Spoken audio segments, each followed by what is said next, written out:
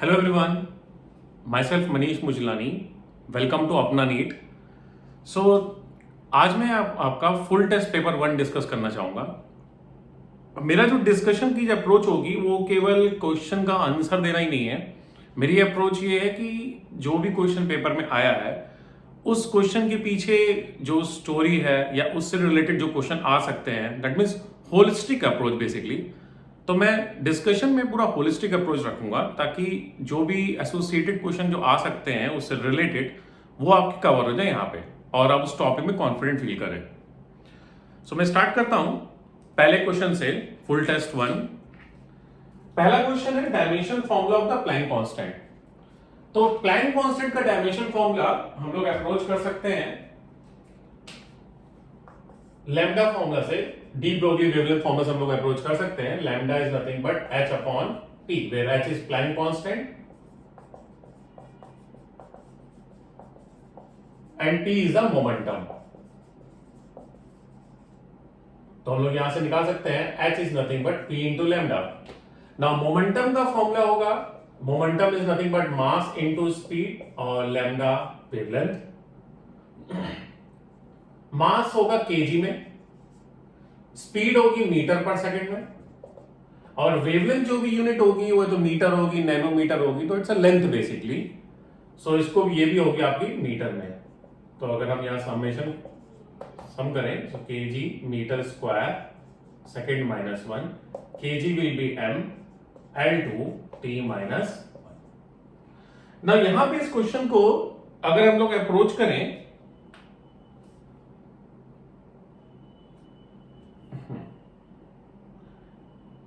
अगर हम इस क्वेश्चन को अगर अप्रोच करें, अगर हम एनर्जी के थ्रू, फॉर एग्जांपल आइंस्टाइन इक्वेशन के थ्रू, आइंस्टाइन का फॉर्मूला था E is nothing but hc by lambda.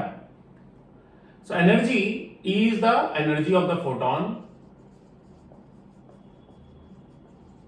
h is again Planck constant, c is the speed of light in vacuum. तो हम लोग यहां से भी अप्रोच कर सकते हैं, h is nothing but E lambda upon c।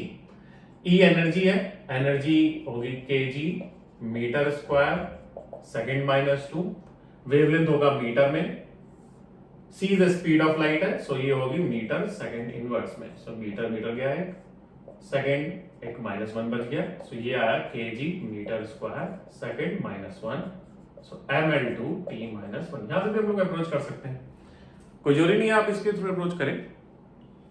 तो ये था पहला क्वेश्चन, डायमेंशनल एनालिसिस का प्लैंक कांस्टेंट डायमेंशन फॉर्मूला। दूसरा क्वेश्चन जो है वो एरर एनालिसिस का है।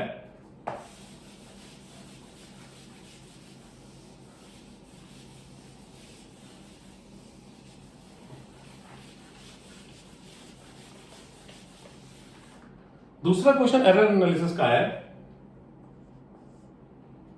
The maximum percentage error in the measurement of length of the thread of a simple pendulum and acceleration due to gravity is 2% and 4%. Then the maximum percentage error in the time period of pendulum.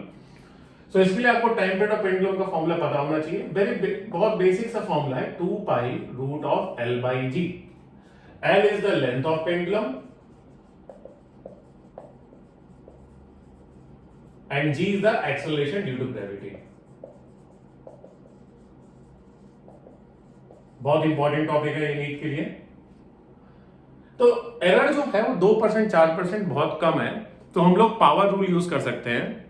तो इस फॉर्मूले को अगर हम और simplify करें तो इसको हम इस तरह से लिख सकते हैं L upon G to the power 1/2। तो अगर पावर रूल यूज करें, पावर रूल होता है अगर मान लीजिए एक क्वांटिटी लेट से x है जो let's say a to the power a, b to the power b और c to the power c पे डिपेंड करती है। तो पावर रूल कहता है delta x upon x is a delta a by a plus b delta b upon b plus c times small c delta c by c। In this manner we can calculate the maximum percentage error. अच्छा, ये चीज हम लोग तभी use करेंगे जब error बहुत कम हो, जैसे कि इस क्वेश्चन में 2% और 4% है। तो अगर हम यहां पे यूज करें L की पावर 1/2 है, G की पावर -1/2 है, तो ऊपर चला जाएगा। सो हम बोलेंगे delta T upon T is 2 pi is a constant, so delta L upon L plus 1/2 delta G by G. हम लोग मैक्सिमम परसेंटेज अगर कैलकुलेट करते हैं तो हम लोग को ये मतलब नहीं है जी नीचे है ऊपर है, पावर +1/2 और -1/2, क्योंकि हमें मैक्सिमम परसेंटेज अगर कैलकुलेट करना है तो हमें ऐड ही करनी पड़ेगी दोनों की एरर। सो अगर यहां पे अगर हम मल्टीप्लाई करें 100 से दोनों तरफ, तो ये हो जाएगा change in T upon initial value into 100। सो ये हो जाएगा परसेंटेज एरर इन टी, और ये हो जाएगा delta L by L into 100 होगा percentage error in length, and वो गिवन है हमको percentage error in the length of the thread is 2%, percentage error in G is also 4%। तो यहां पे आ जाएगा 1, यहां पे आ जाएगा 2, तो ये आ गया आपका 3%। लेकिन ये चीज के लिए ध्यान रखना, जब एरर बहुत कम हो, 2 up to 5%, 6%, you can use it. But अगर एरर बहुत ज्यादा है, मान लीजिए 20%, 30%, you can't use this formula. Question number 3 बहुत सिंपल क्वेश्चन है, बेसिक क्वेश्चन है एफबीडी का। तो क्वेश्चन नंबर 3 में बोल रहे हैं एक ब्लॉक है, एक इंक्लाइन प्लेन पे रखा है और ये इंक्लिनेशन दे रखा है 37 डिग्री। तो अगर हम ब्लॉक और फ्रिक्शन नहीं है, अगर फ्रिक्शन नहीं होगा हम ब्लॉक को रिलीज कर देंगे तो ब्लॉक नीचे जाना शुरू कर देगा, क्योंकि mg का कंपोनेंट ऐड करेगा। तो सबसे पहले काम एफबीडी बना लेते हैं यहीं पे ही, ताकि अगर आप न्यूटन्स लॉ का कोई क्वेश्चन आए अच्छा तो ये हमें पहले से पता रहे। तो अगर इस ब्लॉक पे अगर फोर्सेस देखें कौन कौन से फोर्सेस ऐड कर रहे हैं, तो एक तो होगा नॉर्मल फोर्स जो इस प्लेन से लगेगा, एक होगा mg। नाउ द ब्लॉक का जो मोशन होगा वो इस तरफ होगा, तो हम लोग रिजॉल्व करते हैं। इस लाइन को हम आगे खींचते हैं, इस लाइन को थोड़ा सा आगे खींच लो। ये 37 है, ये 90 डिग्री कट करेगा, ये हॉरिजॉन्टल लाइन है, तो ये हो जाएगा 1, ये 3 का समेशन 180 होना चाहिए। तो this angle plus 90 plus 37 must be 180 degree, तो ये आ जाएगा 53 डिग्री। और ये अगर फाइंड करें, क्योंकि ये दोनों परपेंडिकुलर होंगे, तो ये हो जाएगा 37। तो mg का अगर हम कंपोनेंट करें, इस डायरेक्शन में कंपोनेंट हो जाएगा mg cos 37 और इस डायरेक्शन में कंपोनेंट हो जाएगा mg sin 37। तो नॉर्मल रिएक्शन को mg cos 37 बैलेंस कर देगा, क्योंकि इस डायरेक्शन में ब्लॉक का कोई मोशन नहीं है, तो नेट फोर्स इस डायरेक्शन में 0 होना चाहिए। और जो इस डायरेक्शन में जो फोर्स बचेगा वो mg sin 37 बचेगा, जो ब्लॉक को एक्सेलरेट करेगा। तो एक्सेलरेशन हो जाएगा ब्लॉक का mg sin 37 अपॉन m, और g sin 37, g की वैल्यू 10 दे रखी है, sin 37 विल बी 3/5। सो ये आ गया 6। अगर रिजोल्यूशन करने में कुछ प्रॉब्लम है तो एक बार यहां पे देख लो। अगर कभी भी कोई वेक्टर लेट से a है, वेक्टर कोई भी वेक्टर क्वांटिटी हो, फोर्स हो, टॉर्क हो, एनी वेक्टर क्वांटिटी, अगर कुछ एंगल मान लो थीटा बना रहा है एक्स एक्सिस से, तो ये जो कंपोनेंट होता है जो एंगल से अटैच होता है, ये कंपोनेंट होता है कॉस, और दूसरा कंपोनेंट हो जाएगा साइन। ये दोनों परपेंडिकुलर होंगे, ध्यान रखना। फॉर एग्जांपल यहां पे देखो, ये mg था, हमको रिजॉल्व करना था mg को इस लाइन के अलाउ, तो ये एंगल हमें दे रखा है 37, तो mg का जो कंपोनेंट एंगल से अटैच होगा वो cos हो जाएगा। सो ये हो जाएगा mg cos 37 और इसके परपेंडिकुलर हो जाएगा mg sin 37। तो हमारा यहाँ पे ब्लॉक का एक्सेलरेशन आ गया, यहाँ पे हमारा दैट इज 6 मीटर पर सेकेंड स्क्वायर। अच्छा, यहां पे एक चीज और पूछ सकते थे, यहां पे अगर फ्रिक्शन ऐड कर दें तो उसका ब्लॉक ना मूव करें। यहां पे अगर फ्रिक्शन ऐड कर दें, जैसे अगर हम कोफिशिएंट ऑफ फ्रिक्शन अगर म्यू ले लें, यहां पे जनरल एंगल थीटा ले लेते हैं, तो यहां दो पॉसिबिलिटी है, या तो ब्लॉक रुका रहेगा या तो ब्लॉक मूव करेगा। ब्लॉक रुका रहेगा दैट तब रहता है जब फ्रिक्शन आपका डाउनवर्ड फोर्स यानी mg sin थीटा से बैलेंस होता है, और ब्लॉक मूव तब करता है जब mg sin थीटा जब फ्रिक्शन से बड़ा हो जाता है। जब mg sin थीटा फ्रिक्शन से बड़ा हो जाएगा तो ब्लॉक पे अगर हम नेट फोर्स देखें तो mg sin थीटा ऑब्वियसली लग रहा था, और काइनेटिक फ्रिक्शन लगने लगेगा पीछे, तो ब्लॉक का एक्सेलरेशन बन जाएगा mg sin theta minus kinetic friction upon mass. और काइनेटिक फ्रिक्शन आपको पता होना चाहिए, बहुत सिंपल सा फॉर्मूला है, कांस्टेंट रहता है हमेशा म्यू के इनटू नॉर्मल फोर्स। अगर नॉर्मल की हम वैल्यू पुट करें, हमने निकाली भी थी यहां पे, इवन तो उसकी जरूरत नहीं पड़ी थी हमको यहां पे, तो एक्सेलरेशन आ जाएगा इस केस में mg sin theta minus mu K mg cos theta upon mass. So acceleration आ जाएगा g sin theta minus mu K cos theta. तो अगर तो ब्लॉक रुका रहेगा तो एक्सेलरेशन जीरो हो जाएगा। रुका तब रहेगा जब force that is mg sin theta आपका छोटा हो जाएगा फ्रिक्शन की लिमिटिंग वैल्यू से।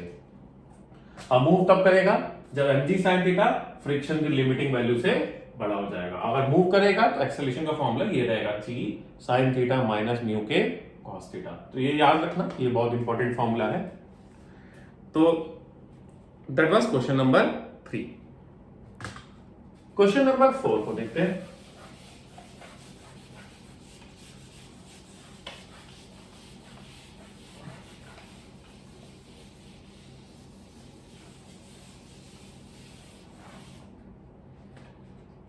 क्वेश्चन नंबर 4 को देखते हैं।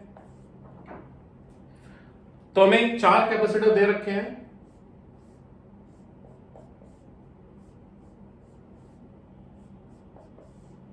और हमें इसका पोटेंशियल दे रखा है 10 वोल्ट, इसका दे रखा है 20 वोल्ट, और इसका दे रखा है 30 वोल्ट, और इसका दे रखा है 40 वोल्ट। कैपेसिटेंस सारे सेम है, और हमें जंक्शन का पोटेंशियल पूछा है। तो अगर कैपेसिटेंस सारे सेम है तो क्वेश्चन तो बहुत इजी है, तुम सारे का बस एवरेज ले लेना है बस। For example in this case V junction, अगर लेकिन ये स्ट्रेटजी तब है जब सारे कैपेसिटेंस सेम है। सेम स्ट्रेटजी हम लोग रेजिस्टेंस के लिए भी यूज कर सकते हैं अगर सारे रेजिस्टेंस सेम हो। तो ये हो जाएगा 10 प्लस 40 प्लस 20 प्लस 30 बाई 4। तो ये हो जाएगा 50 20 70 70 30 100 बाई 4। तो ये आ जाएगा 25 वोल्ट। लेकिन अगर कैपेसिटेंस सेम ना हो तो हमें जनरल अप्रोच पता होनी चाहिए। तो जनरल अप्रोच के लिए हम लोग यहां पे जाते हैं चार्ज कंजर्वेशन से। बेसिकली जनरल सॉल्यूशन क्या है इसका? तो अगर हम ये देखें, एक अगर हम ऐसे बाउंड्री बना लें, तो इस बाउंड्री का कहीं से कोई कनेक्शन नहीं है, मतलब इस बाउंड्री पे नेट चार्ज कंजर्व रहेगा, मतलब इनिशियल अगर चार्ज जीरो तो फाइनल चार्ज भी जीरो रहेगा। तो मान लेते हैं इस वाले कैपेसिटर में मान लेते हैं प्लस का Q1 चार्ज था, इस वाले कैपेसिटर में मान लेते हैं प्लस का Q2 चार्ज था, प्लस का Q3, प्लस का Q4, minus I'm assuming from here outer plates. That will be easy and no problem if you take inner plate positive. So I'm taking outer plate positive. So Q2, Q3, I'm assuming this outer plate positive plus Q4, so it is minus. तो ये जो चारों अंदर की plate आ गई, इन पे सब पे नेगेटिव चार्ज है। सो हम बोलेंगे minus Q1, minus Q2, minus Q3, minus Q4। इनमें इनिशियल ये है फाइनल चार्ज इस चारों प्लेट में मिला के, और इनका आपस में कनेक्शन नहीं है, तो इन चारों प्लेट का चार्ज का समेशन कंजर्व होना चाहिए, यानी होना चाहिए जीरो। यानी ये आ गया Q1, Q2, Q3, Q4 zero. Now right, अब लिखते हैं Q1 को। Q1 होता है Q is equal to C into potential difference. So इसकी कैपेसिटेंस है C, पोटेंशियल डिफरेंस होगा 10 minus potential of the junction, plus C 20 minus potential of the junction, plus 30 sorry plus C into 30 minus potential of junction, plus इसकी capacitance C है, Q is equal to C delta V, तो 40 minus Vj and that must be zero. तो C तो same ही है तो cancel out हो जाएगा, तो Vj बनेगा अगेन 25 वोल्ट। ये जनरल स्ट्रेटजी है। अगर कैपेसिटेंस सेम नहीं है तो आपको ये स्ट्रेटजी यूज करनी पड़ेगी। सेम केस हम लोग का रेजिस्टेंस के लिए भी बन सकता है। अगर सेम रेजिस्टेंस है तो पोटेंशियल अगर लिखोगे जंक्शन का लिखना है तो इनका मीन कर दो, V1 plus V2 plus V3 upon 3। लेकिन अगर रेजिस्टेंस सेम नहीं है तो अगेन सेम टेक्निक, करंट मान लो, जैसे मान लो करंट I1, ये मान लो करंट I2, ये मान लो करंट I3, तो हम बोलेंगे जंक्शन पे net current I1 plus I2 plus I3 आ रही है, जा रही नहीं है, तो इन सारे करंट का जो समेशन होगा वो 0 होगा। अब I होता है क्या भाई, Ohm's law, V is equal to IR, so I होगा V, that means potential difference upon resistance, potential difference upon resistance, potential difference upon resistance, that is 0।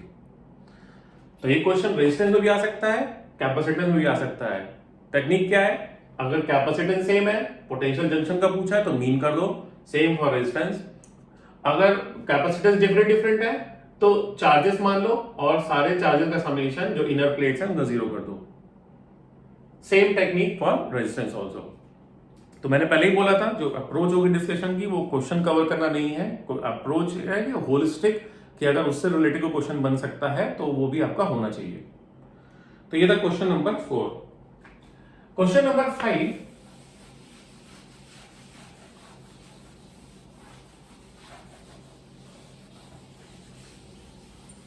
Question number 5 combination of cells का question है।